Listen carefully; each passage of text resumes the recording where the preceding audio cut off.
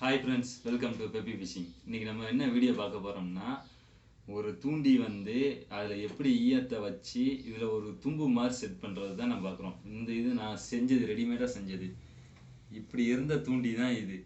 இப்படி இருந்த தூண்டியை இந்த மாதிரி செட்டிங் செஞ்சுருக்கேன். இந்த வெள்ளையாக இருக்கே, இது வந்து ஈயக்குண்டு. இந்த மாதிரி ஈயக்குண்டு. இந்த ஈயக்குண்டை நான் உருக்கி இந்த தூண்டியில் ஊற்றி கட்டியிருக்கேன். இது எதுக்குன்னா, இது ஒரு வெயிட்டு. இது பின்னுக்கு வந்து நாங்கள் வந்து கூந்தல் மாதிரி ஒரு இந்த மாதிரி வெள்ளையாக இருக்கா, இந்த மாதிரி நூல் வச்சு கட்டுவோம். இதை வச்சு நான் செஞ்சு நான் ஒரு 5 செம்மீன், ஒரு 2 பாறை, 3 கொடுவாய்கிட்ட நான் பிடிச்சிருக்கேன் இந்த லூரில். இது எப்படி செய்கிறது நான் உங்களுக்கு நம்ம வீடியோவில் காட்டுறேன், நல்லா பாருங்கள். இது வந்து எப்படின்னா, இந்த ஈயத்தை காய்ச்சி ஊற்றுறது வந்து நம்ம அடுப்பில் ஹீட் பண்ணி தான் செய்யணும். ஆல்ரெடி நான் இது ஏற்கனவே வச்சுருந்தது தான். இதில் எப்படி நான் உங்களுக்கு தும்பு வச்சு கட்டுறதுன்னு ஒரு வீடியோ நான் சொல்கிறேன், நல்லா பாருங்கள் எப்படி செய்யறது. இது தும்பு எதுலேருந்து வர்றதுன்னா, நம்ம வந்து மைதா மாவு இந்த மாதிரி சாக்குகள் வருது பார்த்தீங்களா, வெள்ளை சாக்குகளை வந்து ஒவ்வொரு லேயராக எடுக்கிறது தான் இந்த இது நான் தனியாக எடுத்து வச்சுருக்கேன். இது எப்படின்னா, உங்களுக்கு வந்து இந்த தூண்டில் வச்சு பெருக்கு எப்படி கட்டுறது அப்படிங்கிறது உங்களுக்கு நான் காட்டுறேன் வாங்க. இது வந்து எப்படி நம்ம தூண்டில் வச்சு கட்டுறோன்னு பார்ப்போம் வாங்க. இதுக்கு வந்து இந்த தூண்டிக்கு வந்து அதிகமாக தேவைப்படும் இந்த நூல். அதனால தான் நான் கிட்டத்தட்ட ஒரு 8-10 இதுகிட்ட எடுத்திருக்கேன் இந்த லென்த்தில். இது வந்து என்ன செய்யணும், 2ஆக மடக்கிறோம். இந்த அளவுக்கு லென்த்துக்கு 2ஆக மடக்கிறோம். மடக்குனதை வந்து கரெக்டாக நல்லா பாருங்கள், இந்த அளவுக்கு மடக்கிருக்கோமா, இந்த அளவுக்கு கனம் இருக்கணும். ஏன்னா இது வந்து கொஞ்சம் தண்ணிக்குள்ளே போக்குள்ள வந்து ரொம்ப சுருங்கிடும், சின்னதாக தான் தெரியும். அதனால தான் இவ்வளோ கனமாக நம்ம எடுத்திருக்கோம். இது என்ன செய்கிறோம்னா, கரெக்டாக அந்த தூண்டி இருக்குல்ல, தூண்டிக்கு மேலே இதை வைக்கணும். அப்படி நல்லா பாருங்கள், இப்படி வச்சுக்கிறோம். இது ஏதாச்சும் ஒரு இதை வச்சு கட்டணும். அது வந்து ஸ்டீல் கம்பியால் தான் நாங்கள் கட்டுவோம். நான் இப்போ ஸ்டீல் கம்பி என்கிட்ட இல்லை, அதனால தான் உங்களுக்கு இப்போ நரம்பு எடுத்து காட்டுறேன் பாருங்க. ஒரு சின்ன நரம்புல நான் எடுத்து காட்டுறேன் பாருங்க.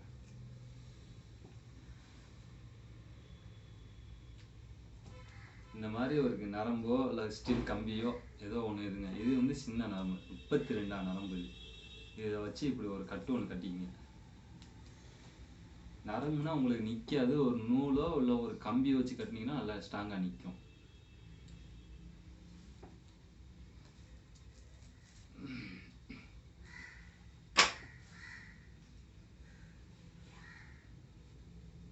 இதெல்லாம் கட்டிட்டு மிச்சம் உள்ளதை வந்து அப்படியே மடக்கி அடுத்த சைடு இந்த பக்கம் தூண்டிக்கு வர மாதிரி இந்த மாதிரி எடுத்து இந்த பக்கம் தூண்டிக்கு வர மாதிரி மடக்கிடுங்க.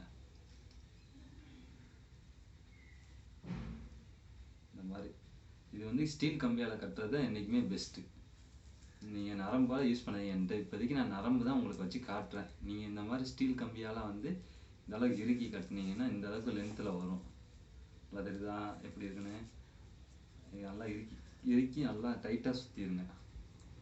முடிஞ்சா கூட நீங்கள் வந்து ஃபெவிக்விக் கூட ஊற்றி நல்லா ஒட்டிடுங்க. ஒட்டினா கூட அவங்க நல்லா ஸ்ட்ராங்காக நிற்கும்.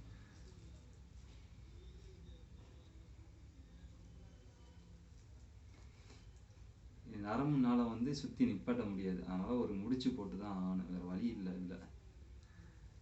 நல்லா அப்படி ஒரு முடிச்சு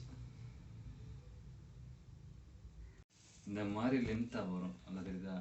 இந்த லென்த்து வந்து இப்போ இருந்தவோட எப்படி இருக்குன்னு பார்த்தீங்களா? இது வெறும் தூண்டி மட்டும்தான் இருந்துச்சு. இப்போ இதில் வந்து இறக வச்சுருக்கோம். இது லென்த் வந்து ஓரளவு லென்த்தாக வச்சுக்கிறணும். இந்த அளவுக்கு லென்த்தில் வச்சுக்கிட்டு நீங்கள் வந்து கட் பண்ணிடுங்க.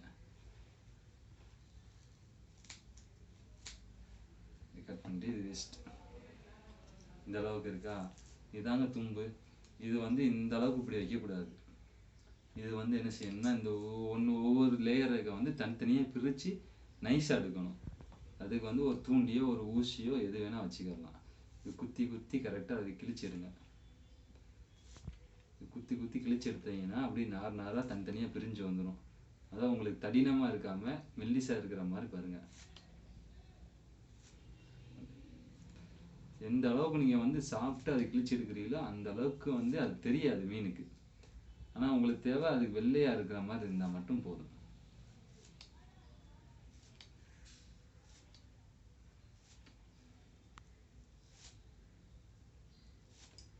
எப்படி கரெக்டாக கிழியுதுன்னு தெரியுது அவங்களுக்கு. இது தடிமனாக இல்லாமல் நூலாக கிழிக்கணும். முடிஞ்ச அளவுக்கு எவ்வளோ இதாக கிழிக்க முடியுமோ அவங்க அந்த அளவுக்கு கிழிச்சிக்கங்க. நீங்கள் இந்த மாதிரி நம்ம வந்து நைஸாக கிழிச்சு எடுக்கணும். ஐஸை எந்த அளவுக்கு நம்ம கிழிக்கிறோமோ அந்த அளவுக்கு அந்த பட்டையே தெரியாமல் தும்பு மாதிரி நான் தெரியணும், தும்பாக தெரியணும். இப்படி தெரிஞ்சுன்னா இப்போ எப்படி இருக்குன்னு பாருங்க. சரியா? அப்படி நைஸ் ஆகிடுச்சா? இதுக்கு மீன் கண்ணுக்கு வந்து இது ஒரு மீன் போகிற மாதிரி தான் தெரியும், வெள்ளையாக ஏதோ ஒரு மீன் போகுது அப்படின்ட்டு. அது வந்து எட்டி பிடிக்கக்குள்ள வந்து இந்த தூண்டியில் வந்து கரெக்டாக எட்டி பிடிக்கும். அப்போ வந்து நம்ம வெட்டியதுக்குள்ளே அந்த தூண்டி வந்து வாயில் ஏறிடும். இதுதான் இதோட தும்போடு. எல்லாருமே ஆனால் இதுக்கு என்னடா வெறும் சாக்குங்கடா பிடிக்க போகுது அப்படின்னு இதை வச்சு நான் கிட்டத்தட்ட ஒரு 5-6 மீனுக்கிட்ட நான் இழுத்துருக்கேன். என்ன ஒன்று, இந்த தும்பு வந்து கொஞ்சம் கொஞ்சம் மீன் பிடிக்க தும்பு குறைஞ்சிக்கிட்டே வரும். அப்பப்போ அந்த தும்பு மட்டும் நம்ம இந்த சாக்கு மட்டும் மாற்றிக்கிட்டே இருக்கணும்.